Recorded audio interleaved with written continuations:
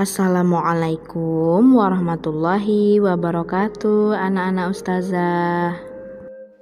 Ustazah akan melanjutkan penjelasan tentang tema 3, benda di sekitarku, subtema 2, wujud benda, pembelajaran 4, 5, dan 6. Anak-anak ustazah, silakan buka buku tematik 3C halaman 49. Sebelum kita memulai pembelajaran, marilah kita buka dengan bacaan basmalah. Bismillahirrahmanirrahim. Pada pembelajaran sebelumnya, kita sudah mengetahui sifat-sifat benda padat. Nah, bagaimana dengan sifat benda cair? Baiklah, sekarang kita akan mempelajari sifat-sifat benda cair. Di rumah Nina turun hujan deras. Atap di teras rumah Nina bocor di beberapa tempat. Ayah meminta Nina membantunya meletakkan beberapa wadah pada tempat-tempat yang bocor. Nina mengambil ember, baskom, dan mangkuk. Nina mengamati air yang menetes ke tiap-tiap wadah. Ia melihat bentuk air mengikuti bentuk wadah. Air adalah benda cair. Bentuk benda cair berubah-ubah mengikuti bentuk wadahnya. Selain mengikuti bentuk wadahnya, sifat-sifat benda cair lainnya yaitu memiliki volume yang sama meskipun dipindahkan ke wadah yang berbeda. Mengalir dari tempat tinggi ke tempat yang lebih rendah. Selain air, contoh lain dari benda cair adalah minyak goreng, kecap, susu, dan sabun cair. Teras rumah Nina kotor terkena percikan air hujan. Ayah, ibu, Nina, dan adik pun bergotong royong membersihkan teras rumah yang kotor. Gotong royong berarti mengerjakan sesuatu bersama-sama. Contoh kegiatan gotong royong dalam kehidupan sehari-hari, misalnya sebagai berikut. Yang pertama, gotong royong membangun pos kamling. Yang kedua, gotong royong membersihkan halaman sekolah. Yang terakhir, gotong royong menyiapkan makanan di rumah. Gotong royong sangat bermanfaat bagi kehidupan kita. Manfaat gotong royong antara lain sebagai berikut: menumbuhkan sikap tolong-menolong, saling membantu, dan juga kekeluargaan. Menciptakan rasa kebersamaan dan kasih sayang, meringankan dan mempercepat selesainya suatu pekerjaan. Yang terakhir, menciptakan rasa persatuan dan kesatuan dalam lingkungan masyarakat. Air hujan sangat bermanfaat bagi kehidupan. Air hujan terserap ke dalam tanah dapat menjadi sumber air bagi manusia. Manusia sangat memerlukan air untuk dapat hidup. Dalam sehari, orang dewasa membutuhkan sekitar 2 liter air minum. Anak-anak ustazah, selain membutuhkan air, tubuh kita juga membutuhkan olahraga. Manfaat olahraga bagi tubuh kita adalah – dapat melancarkan peredaran darah dalam tubuh. Kita juga bisa berolahraga sambil bermain. Misalnya, melakukan kombinasi gerakan melempar dan memantulkan bola. Berikut beberapa kombinasi gerakan melempar dan memantulkan bola. Silakan buka buku tematik halaman 51 dan 52. Gerakan pertama, memantulkan bola melewati rintangan. Gerakan kedua, melempar dan memantulkan bola ke dinding. Anak-anak ustazah, kita sudah mempelajari sifat-sifat dari benda padat dan juga benda cair. Bagaimana dengan sifat-sifat benda gas? Kali ini kita akan mempelajari sifat-sifat benda gas. Apakah ada di antara anak-anak semua yang menyukai balon? Balon bisa dibuat bermacam-macam bentuk. Siapa yang tahu apa yang mengisi balon-balon tersebut? Isi di dalam balon adalah udara.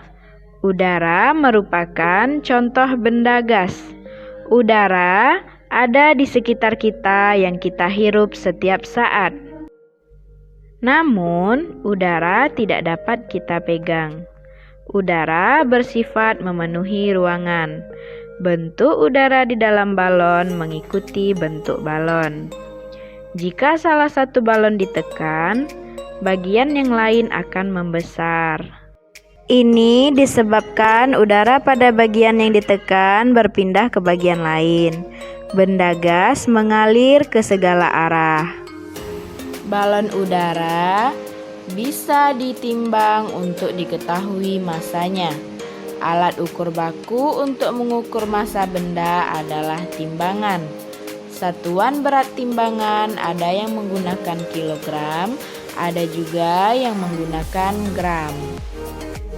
Jenis-jenis timbangan dan fungsinya sebagai berikut. Yang pertama, timbangan neraca untuk menimbang benda yang ringan, misalnya perhiasan emas. Timbangan badan untuk mengukur berat badan. Timbangan digital biasanya digunakan untuk mengukur berat buah atau sayuran. Timbangan dapur biasa digunakan di rumah, misalnya menimbang bahan kue. Timbangan duduk biasa digunakan pedagang atau jasa cuci pakaian. Timbangan besar untuk menimbang benda berat, misalnya sekarung beras. Timbangan pasar biasa digunakan pedagang. Cara menimbang memakai anak timbangan. Timbangan bayi untuk menimbang berat bayi. Terakhir, timbangan gantung dapat digunakan untuk menimbang berat benda dengan cara digantung.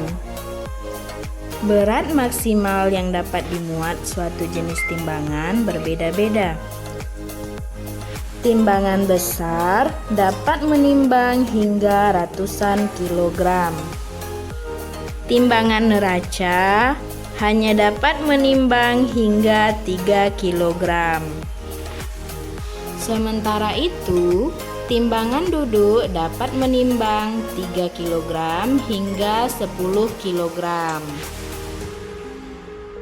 Perhatikan gambar contoh pengukuran berat benda berikut. Pada gambar, berat jeruk sama dengan 2 kg. Berat gula sama dengan 400 gram. Dan berat mentega sama dengan 5 hektogram. Anak-anak ustazah, timbangan digunakan sesuai kebutuhan. Ketika kita membuat kue, untuk menimbang bahan-bahan kue, kita pasti menggunakan timbangan dapur.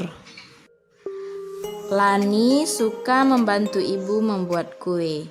Lani belajar menimbang bahan-bahan kue. Ibu sering mendapat tugas membuat kue untuk kegiatan gotong royong di lingkungan sekitar. Berikut ini contoh gotong royong di lingkungan tempat tinggal.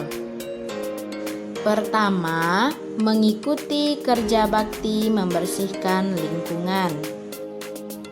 Kedua, memperbaiki jalan yang rusak. Ketiga, membantu warga terkena musibah. Keempat, membangun jembatan penghubung antar desa. Kelima, membantu korban bencana alam. Ada banyak benda padat di kamar Deli. Salah satunya adalah sebuah celengan. Setiap hari, Deli selalu menyisakan uang jajannya untuk ditabung. Deli tidak pernah jajan berlebihan. Sikap yang ditunjukkan Deli merupakan contoh hidup sederhana. Hidup sederhana adalah hidup yang tidak berlebihan dalam menggunakan harta yang dimiliki. Tidak berlebihan artinya sesuai dengan kebutuhan. Sikap sederhana biasanya didasari oleh sikap rendah hati, berjiwa sosial, dan tidak sombong. Berikut adalah ciri-ciri dan pola hidup sederhana. Yang pertama, memakai pakaian dan perhiasan yang sederhana atau tidak berlebihan. Kedua, membeli barang karena kebutuhan, bukan karena keinginan. Ketiga, tidak bersikap sombong dan meremehkan orang lain. Keempat, gemar berbagi dengan orang yang membutuhkan. Kelima, bersikap hemat dan cermat. Alhamdulillah telah selesai penjelasan Ustazah tentang pembelajaran 4, 5, dan 6. Mudah-mudahan anak-anak Ustazah sudah paham dengan penjelasan yang Ustazah berikan.